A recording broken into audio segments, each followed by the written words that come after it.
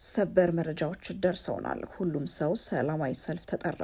ትግራይ መውጫ ያጣችበት አሰቃቂ ትርምስ፣ ከተማዋ በሙሉ በጩኸት ልትሞላ ነው። የጦርነቱ አልበቃ ብሏት በአሰቃቂ ረሃብ ሞት በሚናፈቅበት ሁኔታ ያሉ የትግራዋይ እናቶችና ህጻናት ልብ ሰባሪ ሁኔታ በሚነገርበትና በሚታይበት በዚህን ጊዜ ሌላ ትኩሳት የሚያስነሳ ከባድ ሁነት ይህም ሳያበቃ የአማራ ህዝብ ጠላት ከትግራይ ነው የሚል ሌላ አጀንዳም ተመዟል።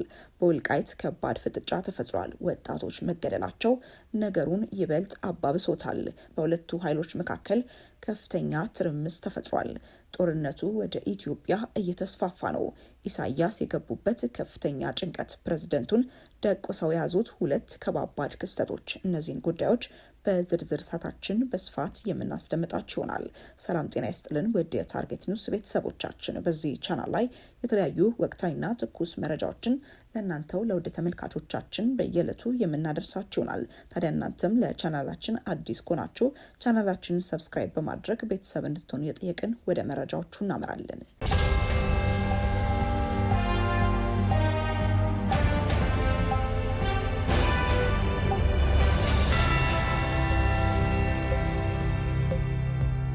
የአማራ ህዝብ ጠላት የትግራይ ጽንፈኛ ኃይል ነው። ለአማራ ህዝብ በዚህ ሰዓት እንመራለን ከሚሉት ከራሱ መሪዎች ውጪ ጠላት የለውም። በዚህ ሰዓት አማራን በድሮን ንጹሃን ልጆቹን የሚፈጅበት፣ ትምህርት ቤቶችንና ጤና ጣቢያዎቹን የሚያፈርስበት፣ አምቡላንስ የሚያቃጥልበት የትግራይ ጽንፈኛ ኃይል ሳይሆን ሀገር ያወቀው ፀሐይ የሞቀው መራር እውነት ነው። እናም አቶ ይርጋ ቢረጋጉና ለጊዜው ያሉትን ሲሳይ እየዋሹ ቢበሉ ጥሩ ነው። ነገ ለሚወልቅ ኮፍያ ለሆነ ስልጣን እንዲህ ባያሸረግዱ መልካም ነው።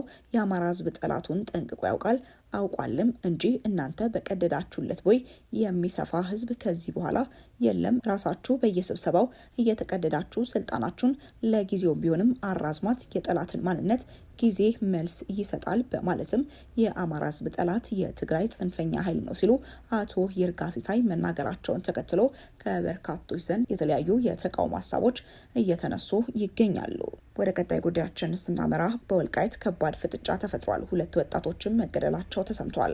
በወልቃይት በነ ኮሎኔል ደመቀ ዘውዱ አስተዳደርና በወርቅ አውጪ ወጣቶች መካከል በተፈጠረ አለመግባባት ሁለት ወጣቶች መገደላቸው ተሰምቷል። በወርቅ ማውጣት ላይ የተሰማሩ ወጣቶች በወልቃይት አስተዳደር ላይ አምፀው ከአካባቢው የጸጥታ ኃይሎች ጋር ግጭት መፍጠራቸው ታውቋል። ወጣቶቹ በአስተዳደሩ ላይ ተቃውሟቸውን ለማሰማት ወደ ዞኑ መቀመጫ ሁመራ ከተማ ገብተው በሰልፍ ድምጻቸውን ሰምተዋል።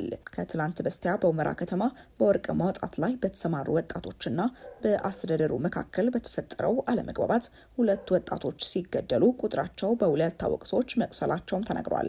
አለመግባባቱ የተፈጠረው ከወርቅ ማውጫ ቦታ ጋር በተያያዘ አስተዳደሩ አዲስ ውሳኔ ማሳለፉን ተከትሎ ነው።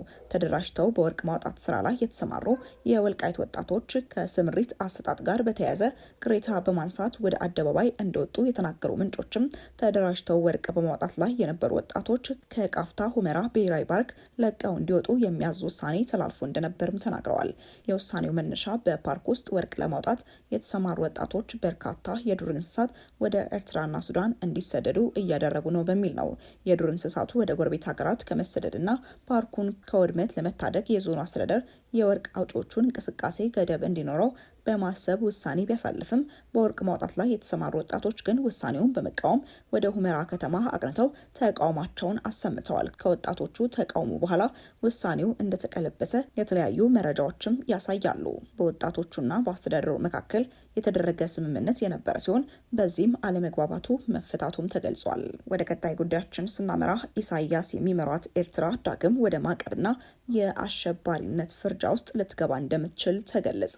በቀጠናው ኢሳያስን እየገፉ ያሉ ምልክቶች ተበራክተዋል። ከሻቢያ ጋር አብረው የሚሰሩ ወገኖች እጣ ፈንታዬ ያሳስበኛል ሲሉ ስጋታቸውን የገለጹ ሲሆን አሁን ላይ የሚታዩ በርካታ ምልክቶችም በጥንቃቄ ሊመረመሩ እንደሚገባ መክረዋል። የአፍሪካ ቀንድ ጂኦፖለቲካ በከፍተኛ ደረጃ እየተቀየረ ባለበት በዚህ ወቅት ለአስመራው መንግስት መጪው ጊዜ እጅግ የጨለመና አሳሳቢ እየሆነ መምጣቱን የሚያሳዩ ግልጽ መረጃዎች እየወጡ እንደሚገኝ የተለያዩ ዓለም አቀፍ መገናኛ ብዙሃኖች እየዘገቡ ይገኛሉ። እነዚሁ መረጃዎችን በመጥቀስ ኢትዮጵያዊ ፖለቲከኞች ሰክነው የፖለቲካውን አካሄድ ሊመረምሩት እንደሚገባም ይመክራሉ።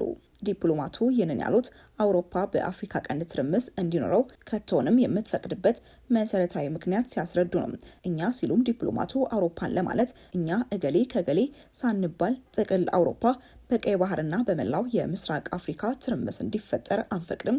ትርምስ ከተፈጠረ በስደተኞች ማዕበል የምንመታውና በቀይ ባህር የንግድ መስመር መስተጓገል መከራ ተቀባዮች ነን። ስለዚህ በየትኛው ምድራዊ ሂሳብ የቀጠናውን ሰላም ከሚረብሹ ጉዳዮች ጋር ህብረት የለንም። የኤርትራ መንግስትን አስመልክቶ ወቅታዊ ሪፖርቶች በሚቀርቡባቸው ከፍተኛ ስብሰባዎች ላይ መገኘታቸውን ያመላከቱት ዲፕሎማቱ አምባገነን ያሉት የፕሬዝደንት ኢሳያስ መንግስት ቀደም ሲል ወደ ነበረበት ማዕቀብ ከዚያም ሲያልፍ አሸባሪነት ሊፈረጅበት የሚችልበት አግባብ ስለ መድረሱም ጠቁመዋል። ኢትዮጵያ ይህንን አስመልክቶ ምን እየሰራች እንደሆነና ይህ እንዲወሰን የሄደችበትን ርቀት አስመልክቶ የሚያውቁት ጉዳይ እንዳለ ተጠይቀው ኢትዮጵያ አርፋ ትቀመጣለች ብዬ አላስብም። ከዓለም ታላላቅ ሀገራት ጋር ባላት ግንኙነት ተጠቅማ የኢሳያስን መንግስት አጣብቅኝ ውስጥ ለመክተት የምትቦዝን አይመስለኝም ሲሉ ዲፕሎማቱ ሀሳባቸውን ገልጸዋል። በተያዘ መረጃ ጦርነቱ ወደ ኢትዮጵያ እየተስፋፋ መሆኑ ተነገረ። አስከፊው የሱዳን እርስ በርስ ጦርነት ወደ ኢትዮጵያ እየተስፋፋ መሆኑን የተባበሩት መንግስታት ድርጅት አስጠንቅቋል። አልጀዚራ ከ2 ሳምንት በፊት ባወጣው ዘገባ ኢትዮጵያ በቤኒሻንጉል ክልል ለፈጥኖ ደራሽ ኃይሉ የጦር ቤዝ ሰጥታለች ሲልም ዘግቦ ነበር። ይህን ተከትሎም የአልቡርሃን ጦር በቤኒሻንጉል አቅጣጫ ጥቃት ለመክፈት የተዘጋጀ መሆኑን ዘገባው ጠቁሟል። ተመድ በበኩሉ ጦርነቱ ወደ ኢትዮጵያ ድንበር የመስፋፋት አዝማሚያ እያሳየ መሆኑን አስታውቋል። በሱዳን ጦርነት የህወሓት ወታደሮችና ኤርትራ ከአልቡርሃን ጎን እንደተሰለፉ መረጃዎችም ይጠቁማሉ። ወደ ቀጣይ ጉዳያችን ስናመራ በሁሉም ከተሞች ሰላማዊ ሰልፍ ተጠርቷል። በትግራይ ክልል ሁሉም ከተሞች በተመሳሳይ ሰዓት የሚካሄድ ሰላማዊ ሰልፍ መጠራቱ ተሰምቷል። ሰልፍ እንዲወጡ ጥሪ የቀረበላቸው የንግዱ ማህበረሰብ ሲሆኑ የሰልፉ ምክንያትም አዲሱን የግብር አዋጅና ታክስ እንዲሁም ወለድን የተመለከቱ ጉዳዮች እንደሆኑ የክልሉ ንግድና ኢንዱስትሪ ምክር ቤት ኃላፊ ጠቅሶ የክልሉ ቴሌቪዥን ዘግቧል። ውድ ተመልካቾቻችን ለእሳቱ የነበረን መረጃ ይህንን ይመስል ነበር። አብራችሁን ስለነበራችሁ እጅግ አድርገን እናመሰግናለን። በቀጣይ መረጃዎቻችን እስክንገናኝ ድረስ መልካም ቆይታ